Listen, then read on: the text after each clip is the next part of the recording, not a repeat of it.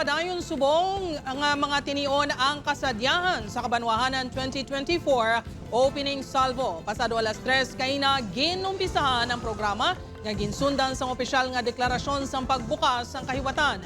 Sa subong ang mga tinion, ini ang sitwasyon sa Dalanis North kung saan nag-perform ang Hirinugyaw Sugida Dunay Festival sa Calino, Iloilo. Mga diretso ang mga ini sa Iloilo Provincial Capital. Ang dugang naman nga detalye igadulong sa ato ni John Sala sa hindi lamang madugay. Mayong hapon mga kapuso, ako si Jethro Charlatan. Signal jamming aging proponer sa Iloilo City Police Office sa Dinagyang Festival 2025 ginpamalibaran ni Mayor Jerry Treñas. Security preparation sa ICPO plastado na bisan wala sang signal jamming. Si Julius Bilacaol nakatuto. Mga delivery rider ang isa sa mga tuman nga apektado sa signal shutdown sa nagliligan nga selebrasyon sang Dinagyang. Bangon nakadepende sa signal sa mobile phone sa ila palang abuhian. Wala gid kuno ang mga inis ang ginganar. Gani si Francis.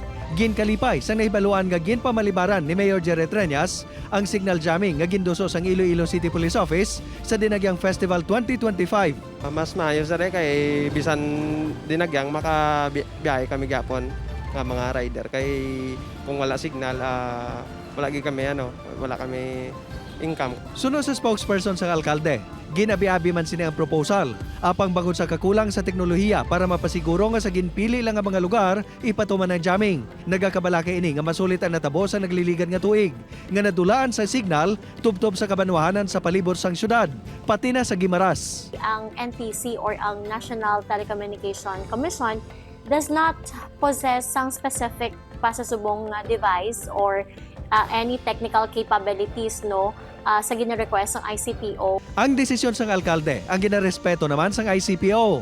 Apang hindi naman kuno ini makaapekto sa pagpatuman sa seguridad sa festival. All systems go na kita, ara na kita sa sang nagligad lang sa Martes, nagpatigayon kita sa final coordinating conference. Matandaan nga sang nagligad nga Dinagyang Festival, ginpamalibaran man sing Iloilo City LGU ang ginduso sang PNP nga signal jamming.